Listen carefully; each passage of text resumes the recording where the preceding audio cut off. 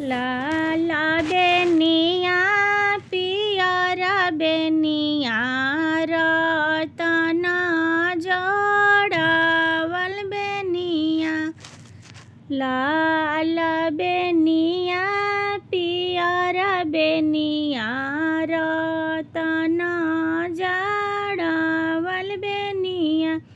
आगे माई करवट फेरत बेनिया टूटी गईले सासु उदाबसलवली। आगे माई करवट फेरत बेनिया टूटी गईले सासु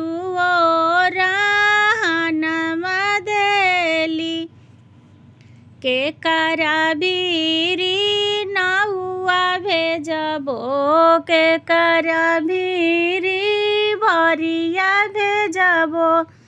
अरे माई के करबीरी भेजबो बीरोग चिठिया सासु उदाबसलवली।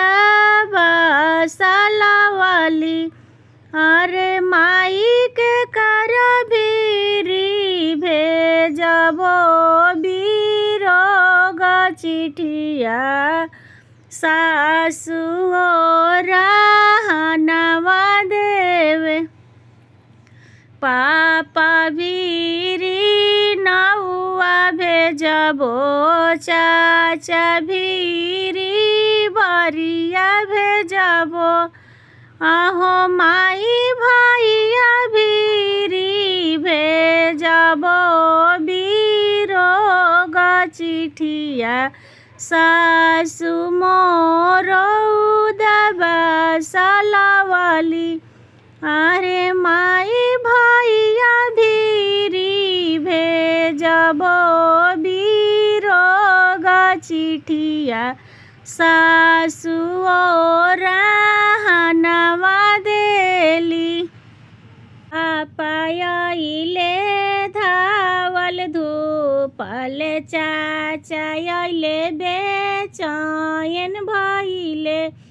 अरे माई भैया अइले घोड़ावा सवार भइले। सासु से जवाब मांगे। आगे माई भैया अइले घोड़ावा सवार भइले। सासु से जवाब करे। हथिया चास दिहनी घोड़ावा पचास दिहनी। आहो समधिन नावला रुपिया नगद दिहनी काहे उदाबसलवलु। आहो समधिन नावला रुपिया नगद दिहनी काहे दिया उदाबसलवनी। हथिया से घोड़ावा दिहला 9 लाख रुपिया दिहला। आहो समधी सोनमा के चुलिया भले देले रहित उजकुनावा खाती ओ रहन दिहती। हथिया चास दिहला घोड़ावा पचास दिहला।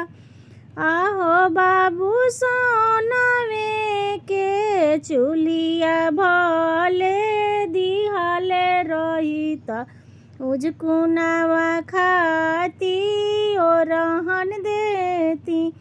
आहो बाबू सासु के मेहनवा उतारल हउए। बहिनी तोहरे सुन बाबू सासू के मेहनवा उतारल हउए बेटी राउर सुना